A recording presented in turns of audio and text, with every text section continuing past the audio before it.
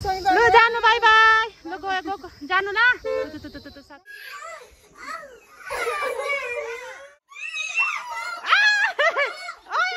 कुखुरा मोमो त्यो छ ए हो र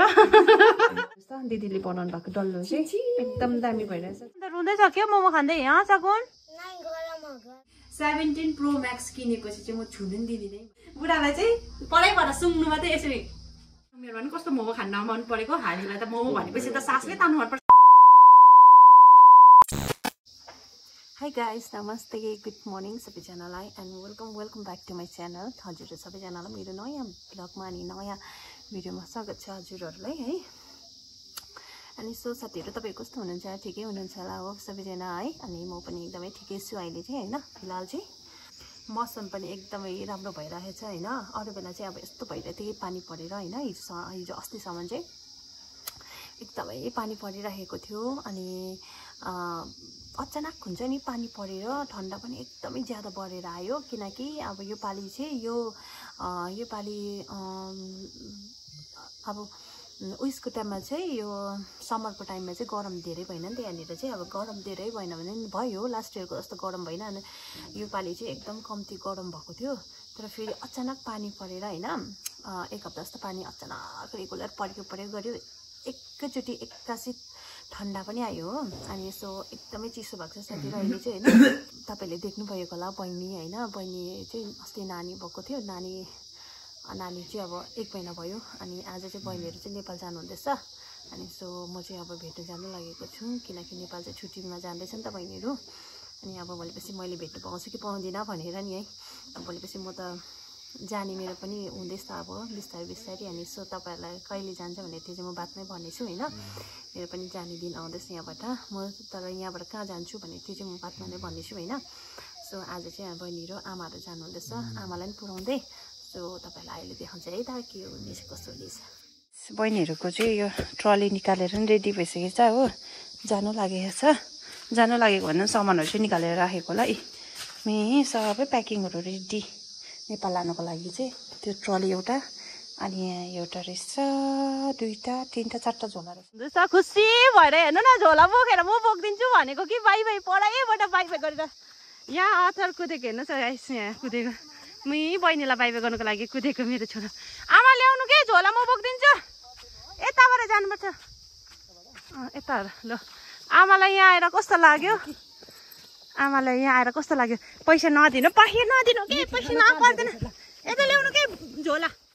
अब म पनि लागेँ है लु आजदेखिको है यहाँ विदेशतिर लागेँ खिड्की त खोला न हामी हाम्रो बहिनीलाई तुतु गरिदिउँ ल है हामी बहिनीलाई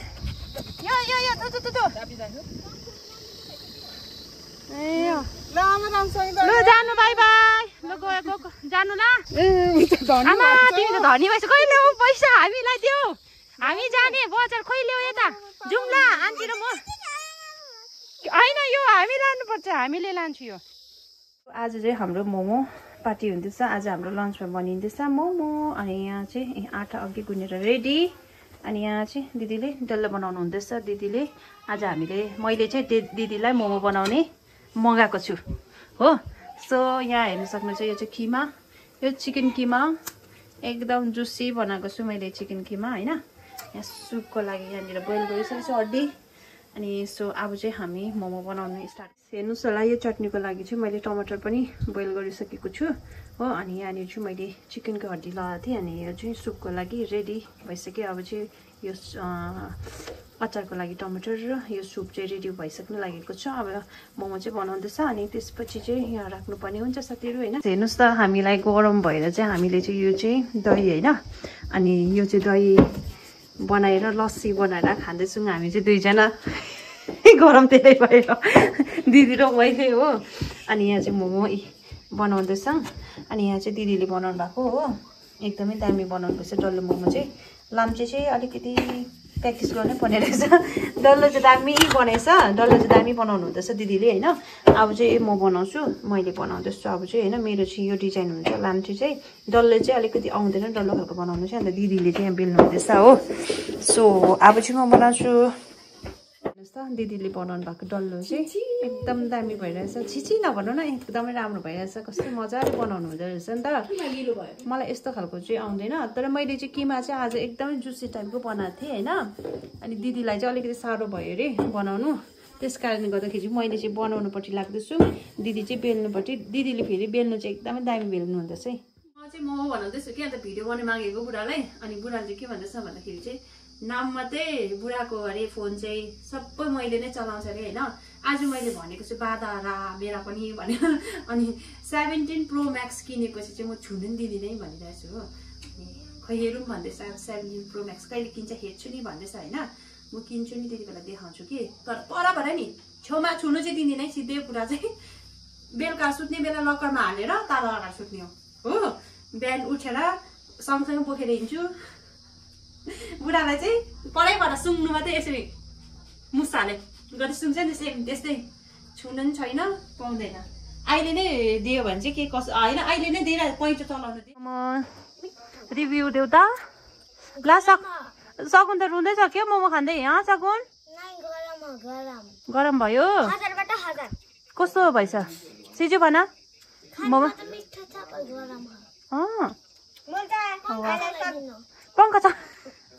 पंखा चलाइदिनु गरम भयो मोमो खानु आयो है हाम्रो मोमो चाहिँ पाक्यो यी हेर्न सक्नुहुन्छ यो हो चिकन मोमो एकदम जुसी यम्मी हो अनि ल है अब चाहिँ हामी खानु लागेको छौँ अब चाहिँ हाम्रो लन्च खाने सुरु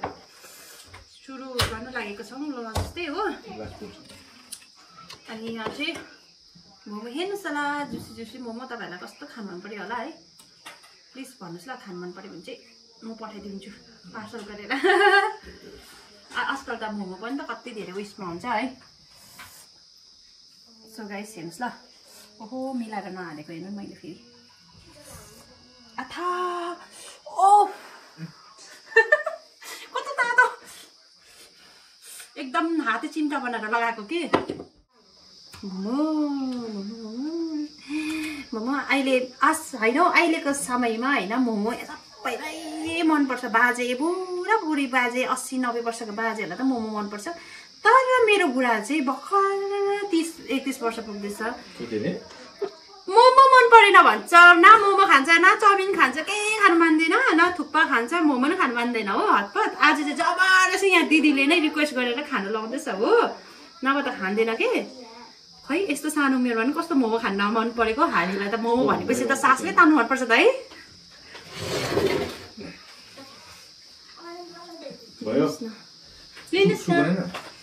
सुप बनाएन सुप खाँदैन होला भनेर पुरा मोमो कस्तो रहेछ कस्तो भयो भनिदिनुहोस् त मोमो धेरै सोच्यौ छिटो भन न हौ कुखुरा मोमो चाहिँ रहेछ ए हो र यहाँ दिदीलाई कस्तो भयो मोमो कस्तो रहेछ तपाईँलाई पनि चिकन जस्तो लाग्यो गाइस म पनि अब मोमो खान लागेको छु मोमो चाहिँ कस्तो भयो कि तपाईँलाई म भन्छु ल मलाई कस्तो लाग्दैछ म भन्छु त्यति अहिले भन्छु एकछिन चुप लाग्नै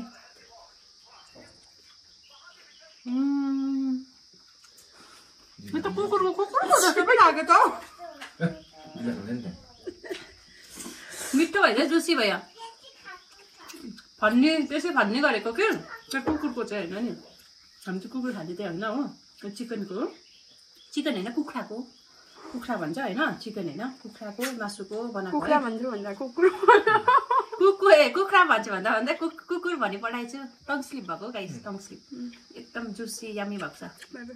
तिमी के बनायो खै यता हेर त जानु यहाँ देखाउ त अनुहार देखाउ त के भइरहेको तिमी बाहिर गएर के खेलेर आयो माटो खेले कि तिमी माटोमै पौडी खेल्यौ हेर्नु न नजानु भनेर तानेको अस्ति त छोड त भाइलाई नानी नानी नानी उयो हाल्नु न नजानु भनेर ला नजानु भनेर तानेको हेर्न दुईजना बस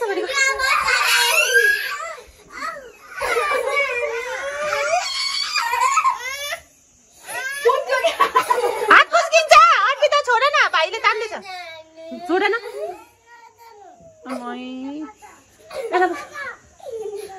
बस भने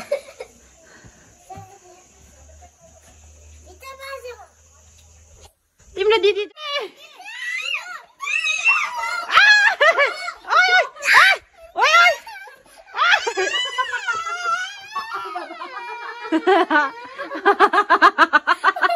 दुईटा नानीले हामीलाई असारै मानेको